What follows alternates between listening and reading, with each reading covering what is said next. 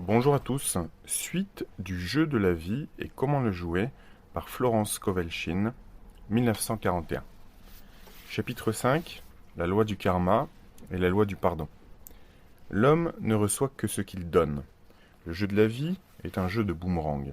Ce qu'un homme pense, ses actions, ses paroles, le manifesteront tôt ou tard avec une étonnante précision. Voilà la loi du karma, ce qui signifie en sanskrit retour. Tout ce qu'un homme sème, il le récoltera. Une de mes amies me conta l'histoire suivante qui illustre cette loi. C'est ma tante qui m'aide à me débarrasser de mon karma. Quoi que ce soit que je lui dise, quelqu'un me le répète. Je suis souvent irritable à la maison, et un jour je dis à ma tante qui me parlait pendant le dîner, assez parlé, je désire manger en paix. Le lendemain, je déjeunais avec une dame sur laquelle je souhaitais faire grande impression. Je parlais avec animation lorsqu'elle me dit, assez parlé, je désire manger en paix. Mon ami est parvenu à un degré élevé de conscience. Par conséquent, son karma agit beaucoup plus rapidement que pour une personne qui serait sur le plan mental. Plus nous savons, plus nous avons de responsabilités. Et celui qui connaît la loi spirituelle et ne la met pas en pratique en souffre grandement les conséquences. La crainte du Seigneur, la loi, est le commencement de la sagesse. Si nous comprenons que le mot Seigneur signifie loi, bien des passages de la Bible s'éclaireront. La vengeance est mienne, à moi la rétribution, dit le Seigneur, la loi. C'est la loi qui se venge, et non pas Dieu. Dieu voit l'homme parfait, créé à sa propre image, imagination, et doué du pouvoir de la domination. Voilà l'idée parfaite de l'homme, telle qu'elle est enregistrée dans l'entendement divin, attendant que l'homme la reconnaisse, qu'elle ne peut être que ce qu'il se voit être, et il ne peut atteindre que ce qu'il se voit atteindre. Nous voyons d'abord notre succès ou notre échec, notre joie ou notre chagrin, avant qu'il ne surgisse des scènes qu'enfante notre imagination. Nous avons observé ce fait chez la mère qui imagine la maladie de son enfant, chez la femme qui voit le succès de son mari. Jésus-Christ a dit « Vous connaîtrez la vérité, et la vérité vous rendra libre ». Ainsi, nous voyons que la liberté, qui nous délivre de conditions malheureuses, provient de la connaissance de la loi spirituelle. L'obéissance précède l'autorité et la loi obéit à celui qui obéit à la loi. La loi de l'électricité doit être subie avant de devenir la servante de l'homme. Lorsqu'elle est employée avec ignorance, elle devient son mortel ennemi. Ainsi en est-il des lois de l'esprit. Ainsi une dame douée d'une puissante volonté désirait posséder une maison appartenant à une de ses relations et formait souvent des images mentales dans lesquelles elle se voyait vivant dans cette demeure. Au bout d'un certain temps, le propriétaire mourut et elle prit possession de cette maison. Plusieurs années plus tard, ayant appris à connaître la loi spirituelle, elle me demanda « Croyez-vous que je sois pour quelque chose dans la mort de cet homme ?»« Oui, lui répondis-je. Votre désir était si fort qu'il balaya tout, mais vous avez payé votre dette karmique. Votre mari, que vous aimiez tendrement, est mort peu après, et cette maison était pour vous un éléphant blanc pendant des années. » Cependant, ni le premier propriétaire de cette maison, ni son mari n'auraient pu être affectés par les pensées de cette personne s'ils avaient été centrés dans la vérité, mais ils étaient tous les deux sous le coup de la loi karmique. Cette dame, sentant à quel point elle désirait cette maison, aurait dû dire « Intelligence infinie, donne-moi la maison qui me convient, aussi charmante que celle-ci, la maison qui est mienne par droit divin. » Le choix divin lui aurait donné satisfaction parfaite et apporté à chacun son bien. Le modèle divin est le seul sur lequel on puisse travailler en sécurité. Le désir est une force formidable. Il faut qu'il soit canalisé convenablement, sans quoi le chaos s'ensuit. L'homme ne doit jamais demander que ce qui lui appartient par droit divin. Pour en revenir à notre exemple, si la dame en question avait pris l'habitude mentale de se dire « Si cette maison que je désire est mienne, je ne puis la perdre. Si elle ne m'appartient pas, donne-moi Seigneur son équivalent. » Le propriétaire aurait peut-être pris la résolution de déménager, harmonieusement, si tel était pour elle le choix divin. Ou bien une autre maison se serait substituée à celle-ci. Toute chose dont la manifestation est forcée par la volonté personnelle est toujours mal acquise, entre guillemets, par conséquent toujours vouée à l'insuccès. L'homme a reçu cette injonction que ma volonté soit faite et non la tienne, et chose curieuse, il obtient toujours exactement ce qu'il souhaite lorsqu'il renonce à sa volonté personnelle, permettant ainsi à l'intelligence infinie d'agir à travers lui. Tiens-toi tranquille et attends en silence la délivrance du Seigneur, la loi. Une autre fois, une dame vient me voir en proie à une grande angoisse. Sa fille était décidée à entreprendre un voyage très hasardeux et la mère était remplie d'appréhension. Elle me dit avoir usé de tous les arguments possibles, énuméré les dangers qui risquaient d'être encourus, et enfin défendu ce voyage, mais sa fille ne s'en était que plus entêtée et avait décidé de partir. Je dis à cette mère, vous imposez votre volonté personnelle à votre fille, et vous n'en avez point le droit. De plus, votre père ne fait qu'attirer ce voyage, car l'homme s'attire ce qu'il redoute. Et j'ajoutais, laissez-vous aller, retirez votre emprise mentale, remettez cela entre les mains de Dieu, et servez-vous de cette affirmation. Je remets cette situation entre les mains de l'amour infini et de la sagesse. Si ce voyage est selon le plan divin, je le bénis et ne résiste plus. Mais s'il n'est point divinement dirigé, je rends grâce de ce qu'il est dès maintenant inexistant et dissipé. 1 ou 2 jours plus tard, sa fille lui annonça « Mère, j'ai renoncé à mon voyage ». Et la situation s'en retourna à son néant primitif. C'est apprendre à se tenir tranquille qui semble si difficile à l'homme. Je reviendrai plus longuement sur cette loi dans le chapitre sur la non-résistance. Je vais vous donner un autre exemple de la manière dont nous récoltons ce que nous semons. Une personne vint me dire qu'elle avait reçu de sa banque un faux billet. Elle était fort ennuyée. Jamais, se lamentait-elle, la banque ne voudra reconnaître son erreur. Je lui répondis, analysant la situation et cherchant ce qui vous a attiré ce billet. Elle réfléchit un instant, puis s'écria, je sais, j'ai envoyé la fausse monnaie à un ami pour lui faire une farce. Ainsi, la loi lui avait envoyé à elle le faux billet, car la loi n'entend rien à la plaisanterie. Je lui dis alors, nous allons faire appel à la loi du pardon et neutraliser cette situation. Le christianisme est fondé sur la loi du pardon. Le Christ nous a rédimés de la malédiction de la loi karmique, et le Christ en chaque homme est son rédempteur et son sauveur dans toutes conditions discordantes. Aussi, dis-je, esprit infini, nous faisons appel à la loi de pardon et rendons grâce de ce que elle, la dame, est sous la protection de la grâce et non sous le coup de la loi, et de ce qu'elle ne peut point perdre cet argent qui est à elle par droit divin. À présent, continuai-je, allez à la banque et dites sans crainte que le billet vous a été donné par erreur. Elle obéit, et à sa surprise, on lui fit des excuses, et on lui changea son billet avec beaucoup de courtoisie. Ainsi, la connaissance de la loi donne à l'homme le pouvoir d'effacer ses erreurs. L'homme ne peut pas forcer son ambiance extérieure à être ce qu'il n'est pas lui-même. S'il désire les richesses, il doit d'abord être riche en conscience. Ainsi, une dame vint me demander un traitement pour la prospérité. Elle s'intéressait peu à son intérieur, qui était dans un état de grand désordre. Je lui dis, si vous voulez être riche, il faut que vous soyez ordonné. Tous ceux qui possèdent de grandes fortunes sont ordonnés. Et l'ordre est la première loi du ciel. Puis j'ajoutais, tant que l'ordre ne régnera pas chez vous, la richesse vous fuira. Immédiatement, elle mit en devoir de ranger sa maison, disposant les meubles, rangeant les tiroirs, nettoyant les tapis.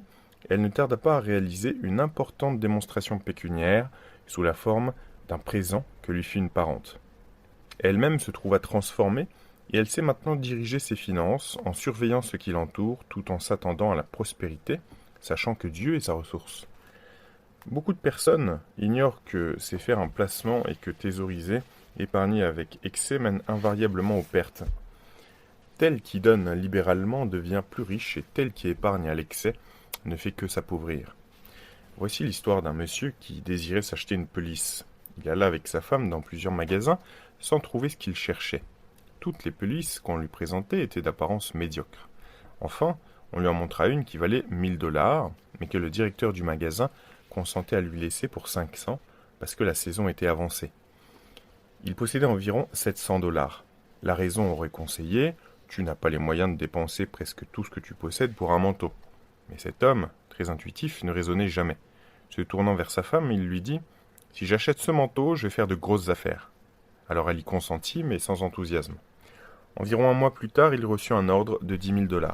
Le manteau lui avait donné une telle conscience de prospérité qu'il la lui avait attirée. Sans le manteau, il n'eût point réalisé cette importante affaire.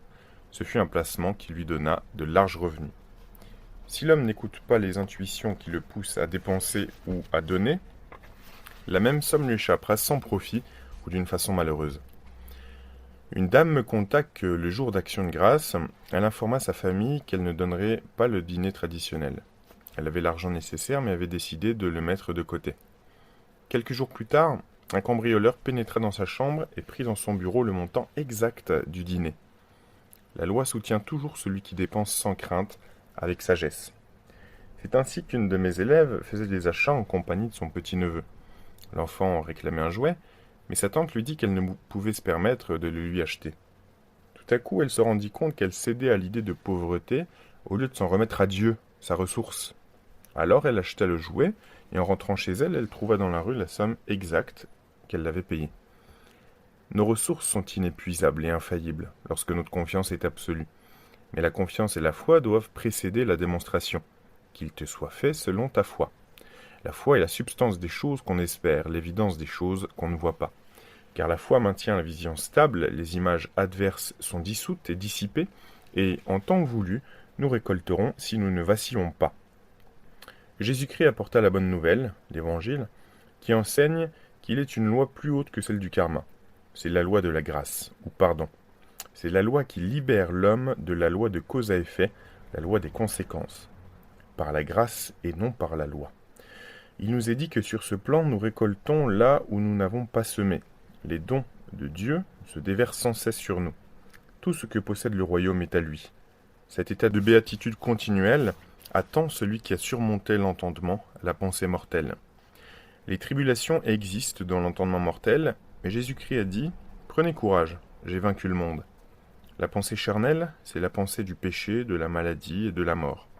Jésus comprit leur irréalité absolue et affirma que la maladie et le chagrin passeront et que la mort elle-même, le dernier ennemi, sera vaincue. Aujourd'hui, du point de vue scientifique, nous savons que la mort pourrait être vaincue en imprimant dans le subconscient la conviction de l'éternelle jeunesse et de la vie éternelle.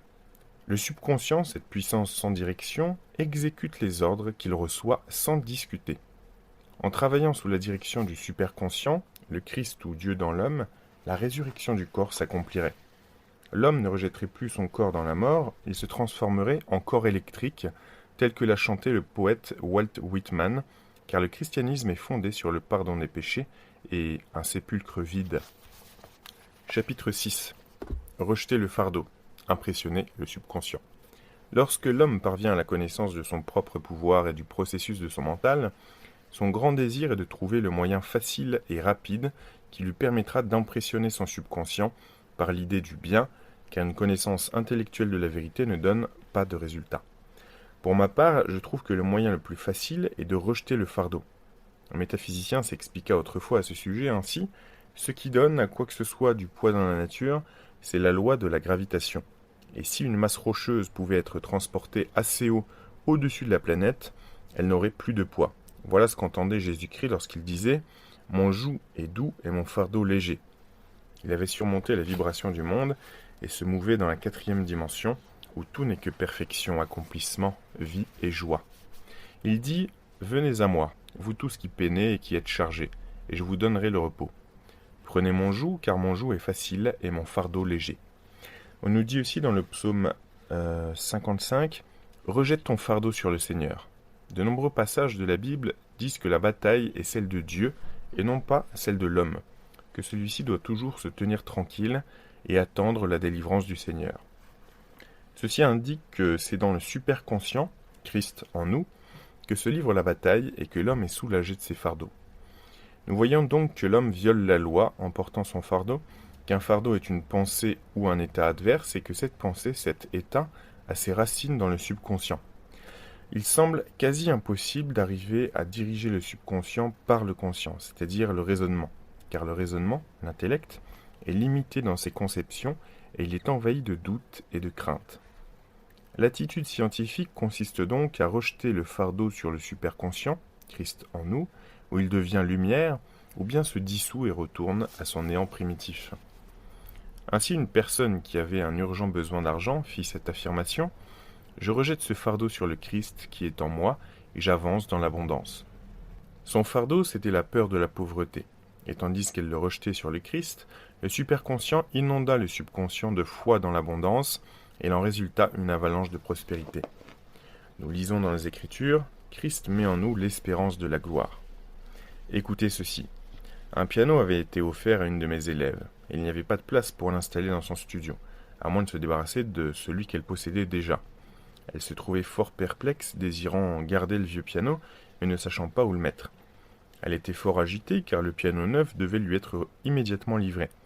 Elle s'aperçut qu'elle répétait Je rejette ce fardeau sur le Christ qui est en moi et j'avance libre. Quelques instants plus tard, une amie lui demanda par téléphone la permission de louer l'ancien piano qui fut déménagé au moment même où le nouveau arrivait. Je connaissais une dame dont le fardeau était le ressentiment. Elle déclara : « Je rejette ce fardeau de ressentiment sur le Christ qui est en moi, et j'avance, pleine d'amour, harmonieuse et heureuse. » Le Tout-Puissant superconscient inonda le subconscient d'amour, et toute sa vie fut transformée. Depuis des années, ce ressentiment l'avait maintenu dans un état d'angoisse et avait empoisonné son âme, le subconscient. Ces affirmations doivent être répétées continuellement, pendant des heures, parfois silencieusement ou audiblement, avec tranquillité mais détermination. J'ai souvent comparé cela au fait de remonter un phonographe. Il faut nous remonter avec la parole de vérité. J'ai remarqué qu'au bout d'un moment, lorsque nous avons rejeté le fardeau, notre vision s'éclaire.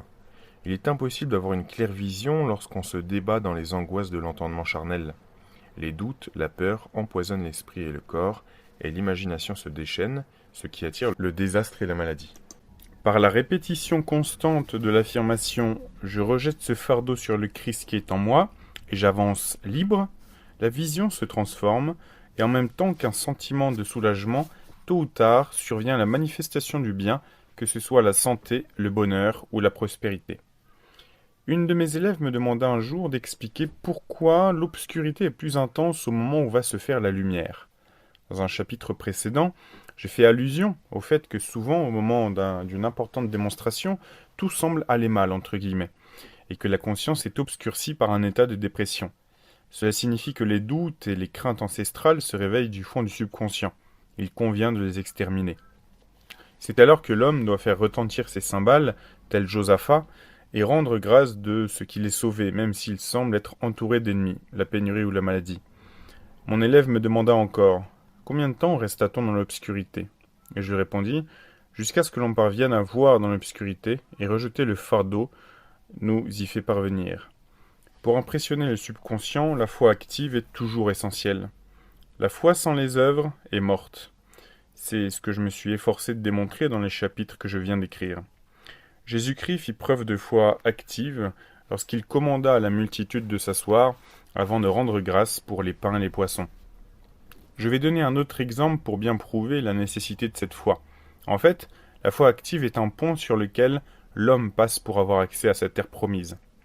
À cause d'un malentendu, une femme avait été séparée de son mari qu'elle chérissait.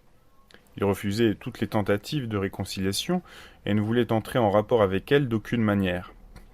Apprenant à connaître la loi spirituelle, elle nia l'apparence de cette séparation et affirma « Il n'y a point de séparation dans l'entendement divin. Par conséquent, je ne puis être séparé de l'amour et du compagnon qui m'appartiennent par droit divin. » En dressant, chaque jour, le couvert de son mari à table, elle fit preuve de foi active, imprimant ainsi sur le subconscient l'image de son retour. Plus d'un an se passa, mais elle ne varia jamais, et un jour, elle le vit rentrer. Le subconscient est souvent impressionné par la musique, car la musique qui appartient à la 4e dimension libère l'âme. Elle rend possible les choses merveilleuses et nous en facilite l'accomplissement. Une de mes amies se sert chaque jour de son phonographe à cet effet. Cela la met dans un état de parfaite harmonie et libère son imagination. Une autre personne de ma connaissance danse en faisant ces affirmations. Le rythme et l'harmonie de la musique et du mouvement donnent à ses paroles une puissance extrême. Il convient aussi que l'étudiant se souvienne de ne pas mépriser le jour des petits événements. Invariablement, avant une démonstration, des signes de terre se manifestent. Avant d'arriver en Amérique, Christophe Colomb aperçut des oiseaux qui tenaient des brindilles dans leur bec, signe que la terre était proche. Il en est de même au moment d'une démonstration, mais souvent l'étudiant se trompe, prend les signes pour la démonstration elle-même et se trouve déçu. Par exemple, une dame avait prononcé la parole pour un service de table. Peu de temps après, une amie lui donna un plat vieux et fendu. Elle vint me voir et se plaignit. J'ai demandé un service et n'ai reçu qu'un plat fêlé. Ce plat, lui dis-je, est un signe de terre. Il nous montre que votre service est en route. Considérez-le comme étant les oiseaux et les brindilles. Ce qu'elle fit, et elle reçut peu après le service souhaité. Faire semblant continuellement impressionne le subconscient. Si l'on fait semblant d'être riche, si l'on croit être en plein succès, en temps voulu, on récolte. Les enfants font constamment semblant. Or, si vous ne vous convertissez, ne devenez comme de petits enfants, vous n'entrerez point dans le royaume des cieux. Je connaissais une jeune femme qui était très pauvre, mais personne ne pouvait lui en donner le sentiment. Elle gagnait chez de riches amis un salaire modeste et ceux-ci lui rappelaient sans cesse son impécuniosité en lui conseillant l'économie. Sans se soucier de leurs admonestations, elle dépensait parfois son argent pour acheter un chapeau ou pour faire un présent, ce qui la plongeait dans le ravissement. Ses pensées étaient toujours centrées sur de beaux vêtements, sur de belles choses, mais sans les envier à autrui. Elle vivait dans un monde merveilleux, et seules les richesses lui semblaient réelles. Elle ne tarda pas à épouser un homme fortuné, et toutes les belles choses se matérialisèrent. Je ne sais si cet homme fut celui de la divine sélection, mais l'opulence devait se manifester dans sa vie, car elle n'avait imaginé que l'opulence. Il n'y a ni paix ni bonheur pour l'homme tant qu'il n'a pas effacé toute crainte de son subconscient. La peur est de l'énergie mal dirigée qui doit être redressée et transmuée en foi. Jésus-Christ a dit « Pourquoi as-tu peur, homme de peu de foi ? Tout est possible à celui qui croit. » J'entends souvent mes élèves me demander « Comment puis-je me débarrasser de la peur ?» Je réponds « En faisant face à ce qui vous effraie. Le lion puise sa férocité dans votre peur. Marchez sur le lion, il disparaîtra. Enfuyez-vous, il vous poursuivra. » J'ai montré dans les précédents chapitres comment le lion de la pauvreté disparaissait lorsque l'individu dépensait sans crainte, prouvant ainsi que Dieu était pour lui sa ressource et que cette ressource était partant infaillible. Nombreux parmi mes élèves sont ceux qui se sont libérés des entraves de la pauvreté et qui sont maintenant dans l'opulence pour avoir perdu toute crainte de dépenser. Le subconscient est alors impressionné par cette vérité que Dieu est à la fois le don et le donateur. Par conséquent, si nous sommes unis à Dieu, nous sommes unis au don. Voici une merveilleuse affirmation. Je rends grâce à Dieu le donateur, pour Dieu le don. Par ses pensées de séparation et de pénurie, l'homme s'est depuis si longtemps séparé de son bien et de ses vraies ressources qu'il faut parfois de la dynamite pour déloger ces idées fausses du subconscient, et la dynamite se présente sous forme d'une importante occasion de vaincre. Dans les exemples précédents, nous avons vu l'individu se libérer en détruisant la crainte. L'homme doit se surveiller à toute heure pour s'assurer qu'il est dirigé par la foi et non par la crainte. Choisis aujourd'hui qui tu serviras, la crainte ou la foi. Peut-être votre crainte provient-elle des personnalités. Dans ce cas, n'évitez pas ceux que vous redoutez. Allez vers eux tranquillement et ou bien vous les verrez devenir des maillons d'or dans la chaîne de votre bien, ou bien ils disparaîtront harmonieusement de votre chemin. Peut-être craignez-vous la maladie, les microbes. Apprenez à demeurer insensible au risque de contagion, vous serez immunisé. Car on ne peut être contaminé que lorsque l'on vibre sur le même plan que les microbes, et la peur rabaisse l'homme à leur niveau. Bien entendu, le microbe qui transmet une maladie est le produit de l'entendement mortel, car toute pensée prend forme. Les microbes n'existent pas dans le superconscient, l'entendement divin. Ils sont le produit de la vaine imagination de l'homme. En un clin d'œil surgira la libération de l'homme lorsqu'il réalisera qu'il n'y a pas de puissance dans le mal. Le monde matériel s'évanouira et celui de la 4e dimension, le monde du merveilleux, apparaîtra. Et je vis un nouveau ciel et une nouvelle terre, et il n'y aura plus de mort, ni de chagrin, ni de larmes, ni de douleur, car les choses anciennes seront passées. Chapitre 7. L'amour. Chaque homme sur cette planète est en train de s'initier à l'amour. Je vous donne un nouveau commandement, c'est que vous vous aimiez les uns les autres. Ouspensky dit dans Tertium Organum que l'amour est un phénomène cosmique qui ouvre à l'homme la 4e dimension, le monde du merveilleux. Le véritable amour est désintéressé et exempt de crainte. Il se répand sur l'objet de son affection sans rien demander en retour. Sa joie est dans la joie de donner. L'amour, c'est Dieu qui se manifeste et c'est la plus grande force magnétique de l'univers. L'amour pur, exempt d'égoïsme, s'attire ce qui lui appartient. Il n'a pas à chercher ou à demander. Personne, pour ainsi dire, n'a la plus petite conception du véritable amour. L'homme est égoïste, tyrannique et craintif dans ses perfections, ses affections, perdant ainsi ce qu'il aime. La jalousie est le pire ennemi de l'amour, car l'imagination se déchaîne, voit l'être aimé attiré vers un autre, et infailliblement, ses craintes deviennent réalité, si elles ne sont point neutralisées. Une jeune femme profondément affligée vint me trouver. L'homme qu'elle aimait l'avait quittée pour une autre, en lui disant qu'il n'avait jamais eu l'intention de l'épouser. Elle était déchirée par la jalousie et le ressentiment, et me dit qu'elle souhaitait qu'il souffrît comme il la faisait souffrir. Elle ajouta « Comment a-t-il pu me quitter, moi qui l'aimais tant ?» Je lui répondis, vous ne l'aimez pas du tout, vous le haïssez. Et j'ajoutai, vous ne pouvez jamais recevoir ce que vous n'avez pas donné. Donnez un amour parfait, et vous recevrez un parfait amour. Saisissez cette occasion de vous perfectionner. Offrez-lui un amour parfait, exempt d'égoïsme, qui ne demande rien en retour. Ne critiquez pas, ne condamnez pas et bénissez-le où qu'il se trouve. Non, répondit-elle, je ne le bénirai pas à moins de savoir où il est. Eh bien, lui dis-je, ce n'est pas de l'amour vrai.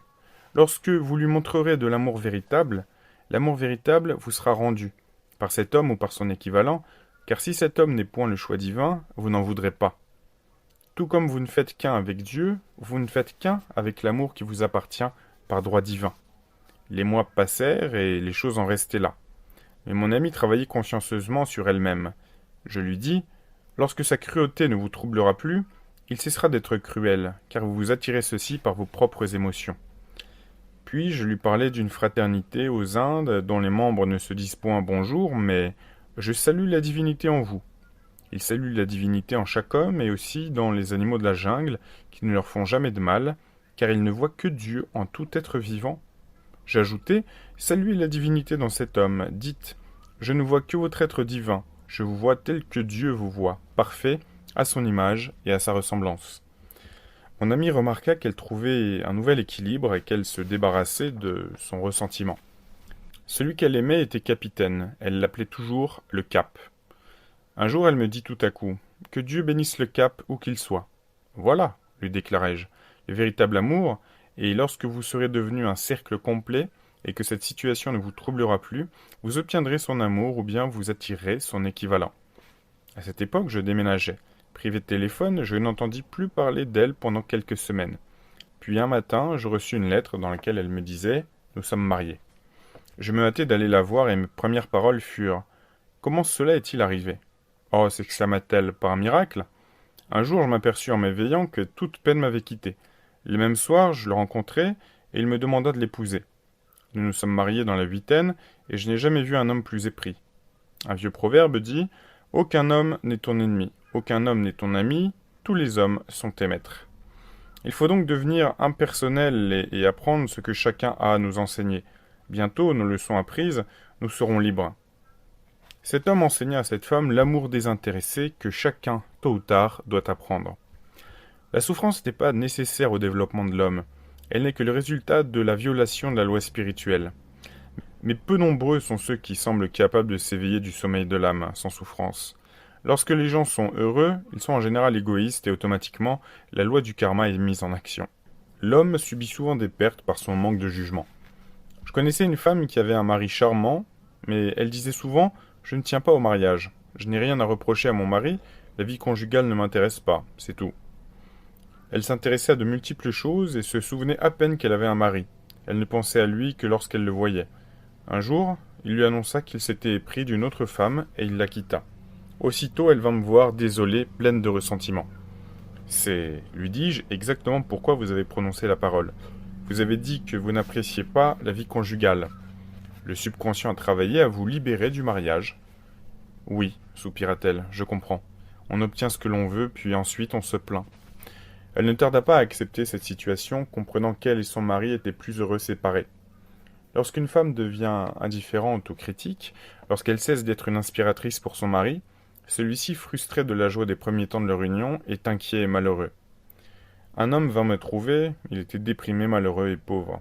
Sa femme s'intéressait à la science des nombres et avait fait étudier son thème numérique. Le rapport ne lui était pas favorable apparemment, car il me dit « Ma femme dit que je n'arriverai jamais à rien parce que je suis un 2. » Je lui répondis « Votre chiffre m'est indifférent. Vous êtes une idée parfaite de l'entendement divin. Et nous allons demander le succès et la prospérité qui sont déjà préparés pour vous par l'intelligence infinie. » En quelques semaines, il eut une excellente situation, et 1 ou 2 ans plus tard, se tailla un brillant succès d'homme de lettres. Personne ne peut réussir dans les affaires à moins de les aimer. La toile que le peintre peint par amour de l'art est sa plus belle œuvre. Il faut toujours déconseiller ce qui n'a pour but que de faire bouillir la marmite, entre guillemets. Aucun homme ne peut attirer l'argent s'il le méprise. Beaucoup se maintiennent dans la pauvreté en déclarant « L'argent ne m'intéresse pas, je méprise ceux qui en ont ». Voilà pourquoi tant d'artistes sont pauvres. Leur mépris de l'argent les en sépare. Je me souviens avoir entendu un artiste dire d'un confrère Il ne vaut rien comme artiste, il a un compte en banque. Cette attitude mentale sépare l'homme de ses richesses. Pour s'attirer une chose, il faut être en harmonie avec elle. L'argent, c'est une manifestation de Dieu qui nous libère du besoin et des limitations. Mais il doit être maintenu en circulation et servir à un bon usage. Thésauriser et épargner entraînent des réactions très désagréables. Ce qui ne signifie pas que l'on ne doive pas posséder des immeubles, des terres, des actions et des parts, car les greniers du juste seront pleins. Mais que l'on ne doit pas épargner même le principal si une occasion se présente où l'argent est nécessaire. En donnant libre cours à l'argent, sans crainte et joyeusement, on ouvre la voie qui en amènera d'autres, car Dieu est notre infaillible et inépuisable abondance. Voilà quelle est l'attitude spirituelle à l'égard de l'argent, et la grande banque de l'universel ne faillit jamais. Un film intitulé Greed, Rapacité, nous offre un exemple d'avarice. L'héroïne de l'histoire a gagné 5000 dollars dans une loterie, mais ne veut pas les dépenser. Elle amasse et entasse, laisse son mari souffrir et mourir de faim, enfin se met à nettoyer les parquets pour vivre. Aimant l'argent pour lui-même, elle le place au-dessus de tout et, une nuit, elle est assassinée et on lui vole son argent. Voilà un exemple où l'amour de l'argent est à la base de tous les maux. L'argent, par lui-même, est bon et bénéfique. Mais lorsqu'on s'en sert pour des fins destructrices, lorsqu'on l'amasse et le thésaurise, ou bien lorsqu'on le considère comme plus important que l'amour, cela a pour conséquence la maladie, le malheur et la perte de l'argent lui-même. Suivez le chemin de l'amour et toutes choses vous viendront par surcroît, car Dieu est amour et Dieu est notre richesse. Suivez le chemin de l'égoïsme, de la rapacité, et l'abondance disparaîtra, ou bien l'homme s'en trouvera séparé. J'ai connu le cas d'une femme très riche qui thésaurisait ses revenus. Elle donnait rarement quoi que ce soit, mais s'achetait sans cesse des objets de toutes sortes. Elle affectionnait particulièrement les colliers. Une de ses amies lui demanda un jour combien elle en possédait. 67, répondit-elle. Elle les achetait et les mettait de côté, soigneusement enveloppées dans du papier de soie. Cela eût été légitime si elle s'en fût servie, mais elle violait la loi de la circulation. Ses placards étaient remplis de vêtements qu'elle ne portait jamais le jour. Les bras de cette femme se paralysèrent progressivement parce qu'elle s'attachait trop avidement aux objets, et bientôt elle fut considérée comme incapable de gérer sa fortune qui lui fut retirée. Voilà comment, par ignorance de la loi, on attire sa perte. Toute maladie, tout malheur proviennent de la violation de la loi d'amour. Les boomerangs de la haine, du ressentiment et de la critique reviennent chargés de maladie et de douleur. L'amour semble presque être un art perdu, mais celui qui connaît la loi spirituelle sait qu'il faut le reconquérir, car sans l'amour, lui-même n'est qu'un airain qui résonne, une cymbale qui retentit. Une de mes élèves, par exemple, travaillait avec moi depuis des mois pour débarrasser son conscient du ressentiment. Elle arriva au point où elle n'en voulait plus qu'à une seule femme, mais celle-là lui donnait fort à faire. Petit à petit, cependant, elle trouva l'équilibre et l'harmonie, et un jour, tout ressentiment disparut. Elle arriva radieuse et s'exclama « Vous n'imaginez pas ce que je ressens. Cette femme m'a dit quelque chose de désagréable, et au lieu d'être furieuse, j'ai été gentille et pleine d'amour. » Alors elle s'est excusée et a été absolument charmante avec moi. Personne ne peut savoir combien je me sens légère. L'amour et la bonne volonté sont inestimables dans les affaires. Une employée vint se plaindre à moi de sa patronne. Elle me dit que celle-ci était froide, d'esprit critique et qu'elle ne l'aimait pas. « Bien, lui conseillai-je, saluez la divinité en elle et envoyez-lui des pensées d'amour. » Elle me répondit « Impossible, c'est une femme de marbre. » Vous souvenez-vous, rétorquai-je, de l'histoire du sculpteur qui réclama un certain bloc de marbre? On lui demanda pourquoi il le voulait et il répondit « Parce qu'il y a un ange dans ce marbre. » Et il en sortit une merveilleuse œuvre d'art. « Bien, dit ma visiteuse, j'essaierai. » Une semaine plus tard, elle revint. J'ai fait ce que vous m'aviez conseillé, et maintenant cette femme est très bonne pour moi. Elle m'a fait faire une promenade dans sa voiture. Certaines personnes sont remplies de remords d'avoir fait du mal à autrui, parfois des années auparavant. Si ce mal ne peut être réparé, son effet peut être neutralisé en faisant du bien à quelqu'un d'autre dans le présent. Je fais une chose, oubliant ce qui est en arrière et me portant vers ce qui est en avant. Le chagrin, le remords, les regrets détruisent les cellules du corps et empoisonnent l'atmosphère de l'individu. Une femme, en proie à un profond chagrin, me demanda « Traitez-moi afin que je sois heureuse et joyeuse, car mon chagrin me rend si irritable envers les membres de ma famille que j'en subis sans cesse le contre-coup karmique. » On me pria de traiter une mère qui pleurait sa fille. Je niais toute croyance dans les pertes et les séparations et affirmai que Dieu était la joie de cette femme, son amour et sa paix. Elle recouvra immédiatement son équilibre et me fit dire par son fils de cesser mon traitement parce qu'elle débordait de joie. Voilà comme l'entendement mortel aime à s'agripper à ses douleurs et ses regrets. Je connaissais une personne qui se targuait sans cesse de ses malheurs, de sorte qu'elle avait toujours de quoi se vanter. Autrefois, si une femme ne se faisait pas de soucis au sujet de ses enfants, elle passait pour n'être point mère, point bonne mère. À présent, nous savons que la crainte maternelle est responsable de bien des maladies et des accidents qui surviennent aux enfants. Car la peur imagine fortement la maladie ou la situation redoutée, et ces images, si elles ne sont pas neutralisées, deviennent réalité. Heureuse est la mère qui peut dire avec sincérité qu'elle remet son enfant entre les mains de Dieu, sachant que, par conséquent, il est divinement protégé. Elle projette ainsi autour de lui une puissante aura protectrice. Une femme s'éveilla subitement une nuit, sentant son frère en grand danger. Au lieu de céder à ses craintes, elle se mit à affirmer la vérité en disant « L'homme est une idée parfaite dans l'entendement divin, et il est toujours à sa vraie place. Par conséquent, mon frère est à sa vraie place, divinement protégé. » Le jour suivant, elle apprit que son frère s'était trouvé à proximité immédiate d'une explosion dans une mine, mais qu'il avait été miraculeusement épargné. C'est ainsi que nous sommes le gardien de notre frère par la pensée, et chacun devrait savoir que l'objet de son affection demeure à l'abri du Très-Haut et repose à l'ombre du Tout-Puissant. Aucun mal ne t'atteindra, aucun fléau n'approchera de ta tente. L'amour parfait bannit la crainte. Celui qui craint n'est pas parfait dans l'amour. Enfin, l'amour est l'accomplissement de la loi. Chapitre 8. Intuition, direction. Dans toutes tes voies, reconnais-le, et il te dirigera. Rien n'est impossible à celui qui connaît la puissance de sa parole et qui suit les directives de son intuition. Par sa parole, il met en action des forces invisibles et il peut restaurer son corps et transformer ses affaires. Il est donc de la plus grande importance de choisir les mots justes et les affirmations que l'on va projeter dans l'invisible. Celui qui étudie la loi spirituelle sait que Dieu est sa ressource, que son abondance répond à toutes les demandes et que sa parole la fait surgir. Demandez et vous recevrez. C'est à l'homme de faire le premier pas. Approche-toi de Dieu et il s'approchera de toi. On m'a souvent demandé comment il fallait s'y prendre pour faire une démonstration. Je réponds, prononcez la parole, puis ne faites rien jusqu'à ce que vous ayez une directive nette. Demandez cette directive, dites « Esprit infini, guide-moi, fais-moi connaître s'il y a quelque chose que je dois faire. » La réponse viendra par l'intuition, la réflexion de quelqu'un, un passage dans un livre, etc. Les réponses sont parfois tout à fait surprenantes dans leur exactitude. Ainsi, une dame désirait une grosse somme d'argent.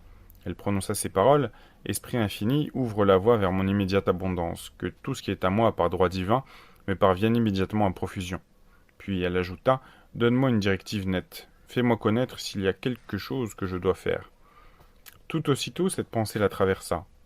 Donne à une certaine amie, qui l'avait aidée spirituellement, 100 dollars. Elle s'en ouvrit à son ami qui lui dit « Attendez de recevoir une autre directive avant de le faire. » Alors elle attendit, et le même jour, rencontra une connaissance qui, au cours de la conversation, lui dit « J'ai donné 1 dollar à quelqu'un aujourd'hui. Pour moi, c'est autant que si vous donniez 100 dollars. » C'était bien là une directive nette. Elle eut la certitude qu'elle avait raison de donner les 100 dollars. Ce don se révéla comme un placement excellent, car peu après, une grosse somme lui parvint d'une façon remarquable. Donner ouvre la voie pour recevoir. Afin de créer de l'activité dans ses finances, il faut donner. La dîme, c'est-à-dire donner le 10e de ses revenus, est une vieille coutume juive qui ne manque jamais d'apporter l'abondance. Beaucoup parmi les plus riches de ce pays ont eu l'habitude de donner la dîme, et je ne connais point de meilleur placement. Ce 10e nous revient béni et multiplié. Mais le don de la dîme doit être fait avec amour et joyeusement, car Dieu aime un donateur joyeux. Les notes doivent être payées volontiers. Tout argent doit être donné sans crainte et accompagné d'une bénédiction. Cette attitude d'esprit fait de l'homme le maître de l'argent. Celui-ci devient son serviteur et la parole qu'il prononce ouvre alors de vastes réservoirs de richesse. C'est l'homme lui-même qui, par sa vision limitée, limite son abondance. Parfois, un étudiant a obtenu une grande réalisation de richesse, mais il a peur d'agir. La vision et l'action doivent marcher de pair, comme dans le cas du monsieur qui fit l'acquisition de la police. Une consultante vint me demander de prononcer la parole pour une situation. Je dis donc, Esprit infini, ouvre la voie vers la situation qui convient à cette personne. Ne demandez jamais une situation, mais la situation juste, c'est-à-dire celle qui est déjà préparée dans le plan divin, car c'est la seule qui vous donnera satisfaction. Puis je rendis grâce de ce qu'elle avait déjà reçu, de ce que la situation se manifestait rapidement. Peu après, on lui en offrit 3, 2 à New York et une autre à Palm Beach. Elle ne savait laquelle prendre. Je lui dis, demandez une direction nette. Le délai pour sa réponse allait expirer, et elle ne parvenait toujours pas à se décider. Lorsqu'un jour elle me téléphona, en me réveillant ce matin, me dit-elle, j'ai eu l'impression de sentir le parfum de Palm Beach. Elle y avait déjà été et connaissait son air embaumé. Alors, lui répondis-je, voilà certainement votre directive. Elle accepta donc la situation qu'on lui offrait et qui lui apporta un grand succès. Souvent, les directives surviennent à un moment inattendu. Un jour, je marchais dans la rue lorsque, subitement, j'eus envie d'entrer dans une certaine boulangerie qui se trouvait un peu plus loin. La raison résistait en moi, disant, il n'y a rien dans cette boulangerie dont tu as besoin. Cependant, j'avais appris à ne point raisonner. J'y allai donc, regarder autour de moi et m'aperçus qu'en effet, je n'avais besoin de rien, mais en sortant, j'ai rencontré une femme à laquelle j'avais souvent pensé et qui avait grand besoin d'une aide que je pouvais lui donner. Ainsi, souvent on va chercher une chose pour en trouver une autre. L'intuition est une faculté spirituelle qui n'explique point, elle ne fait que montrer le chemin. On reçoit souvent une directive pendant traitement. L'idée qui surgit peut sembler tout à fait incongrue, mais certaines directives de Dieu sont mystérieuses. En faisant un cours, un jour, je traitais pour que chaque étudiant reçoive une directive bien définie. Après le cours, une élève vint me dire « Tandis que vous traitiez, j'ai reçu l'idée de sortir mes meubles du garde-meubles et de prendre un appartement. » Or, elle était venue pour être traitée pour la santé. Je lui dis que je savais qu'en se faisant un foyer, sa santé s'améliorerait et j'ajoutais « Je pense que votre maladie, qui est congestive, provient de ce que vous mettez les choses de côté. La congestion des choses provoque la congestion du corps. Vous aviez violé la loi de la circulation et votre corps en paye les conséquences. » Puis, je rendis grâce de ce que l'ordre divin était rétabli dans son esprit, son corps et ses affaires. On est loin de se douter à quel point les affaires réagissent sur la santé.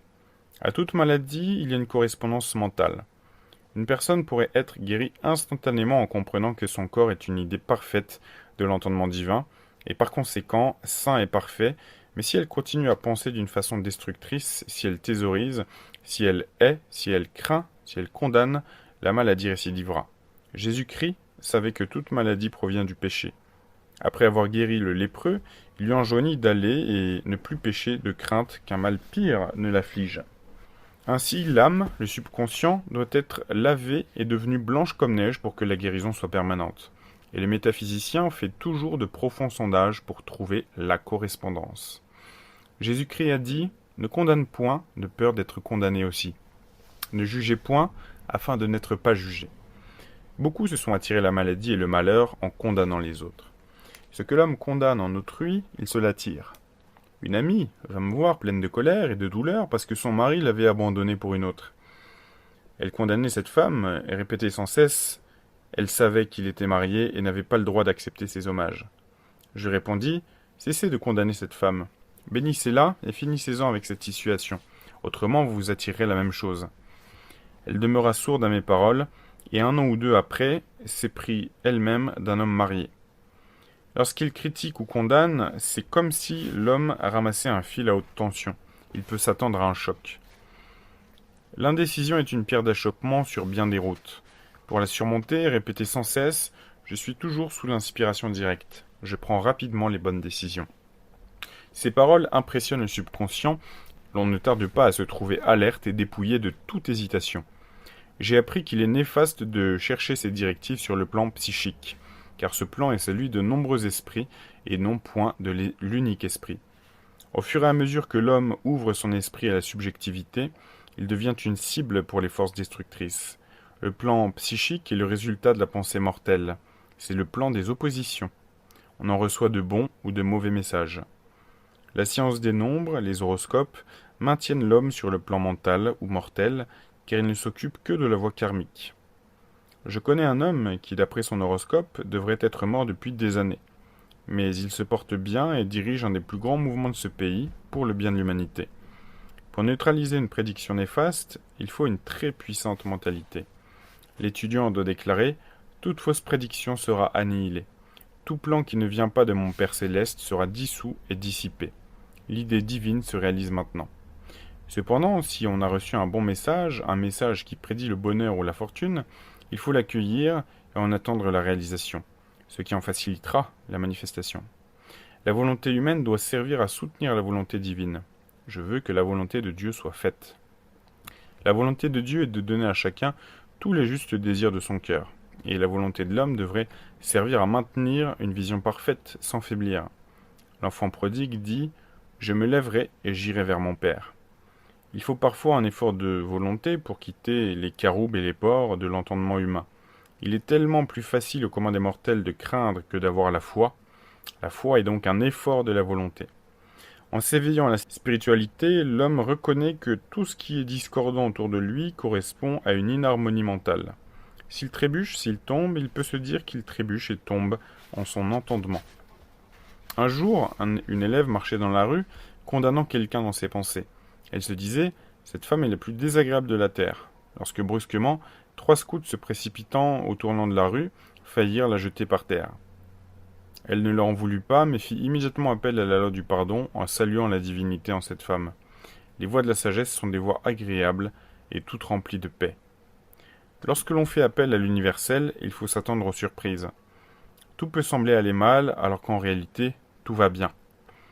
Une étudiante apprit qu'il n'y a pas de perte en entendement divin et que par conséquent, elle ne pouvait pas perdre ce qui lui appartenait, que ce qui était perdu lui serait rendu ou bien qu'elle en recevrait l'équivalent.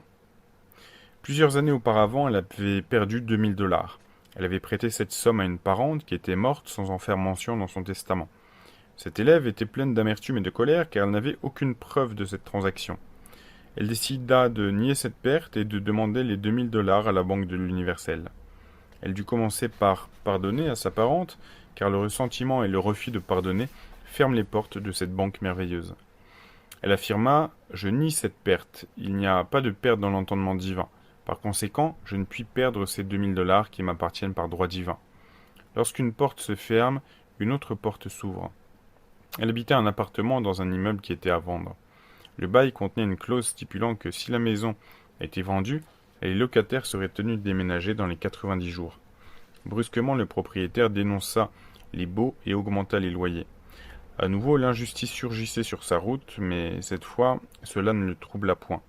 Elle bénit le propriétaire et dit « Puisque le loyer est augmenté, cela signifie que je serai d'autant plus riche, car Dieu est ma ressource. » De nouveaux baux furent établis selon le nouveau loyer, mais par une erreur providentielle, la clause des 90 jours fut oubliée. Peu après, le propriétaire eut l'occasion de vendre sa maison. Grâce à l'erreur commise dans les nouveaux baux, les locataires restèrent en possession des locaux pendant 1 an. Le gérant offrit à chacun d'eux 200 $ afin qu'ils veuillent bien partir. Plusieurs familles déménagèrent, 3 demeurèrent, y compris la dame en question. 1 mois ou 2 passèrent et le gérant revint à la charge. Cette fois, il proposa à mon amie « Voulez-vous accepter la somme de 1500 $? En un éclair, elle pensa « Voilà mes 2000 $. Elle se souvient avoir dit à des amis qui habitaient la maison « Nous agirons ensemble si on nous reparle de déménager. » Sa directive était donc de consulter ses amis. Ceux-ci déclarèrent « Si l'on vous a offert 1500 $, on vous en donnera certainement 2000. » En effet, elle reçut un chèque de 2000 $ en échange de son bail. Ce fut une remarquable démonstration de la loi. L'injustice apparente ne fit qu'ouvrir la porte à la démonstration. Ceci prouve qu'il n'y a pas de perte, et lorsque l'homme agit selon la loi spirituelle, il tire tout ce qui est à lui de ce grand réservoir de biens. Je te rendrai les années détruites par les sauterelles. Les sauterelles, ce sont les doutes, les craintes, les ressentiments et les regrets de l'entendement mortel. Ces pensées adverses, seules, détroussent l'homme, car nul ne donne à l'homme si ce n'est lui-même, et personne ne le vole si ce n'est lui-même. Nous sommes ici pour faire la preuve de Dieu et pour porter le témoignage de la vérité. Et nous ne pouvons prouver Dieu qu'en faisant surgir l'abondance de la pénurie et la justice de l'injustice. Mettez-moi à l'épreuve, dit l'Éternel des multitudes, et vous verrez si je n'ouvre pas pour vous les écluses des cieux, si je ne répands pas sur vous une bénédiction telle que vous n'aurez pas la place pour la contenir. Voilà, ce sera la fin de la lecture de cette deuxième partie. Il reste un chapitre, un seul chapitre dans le livre qui est la parfaite expression de soi ou le dessein divin. Je vous laisserai, si vous voulez le découvrir dans votre lecture, j'ai essayé de vous mettre le lien du livre en description. J'espère qu'il vous aura plu. Je vous dis à très bientôt pour une nouvelle vidéo.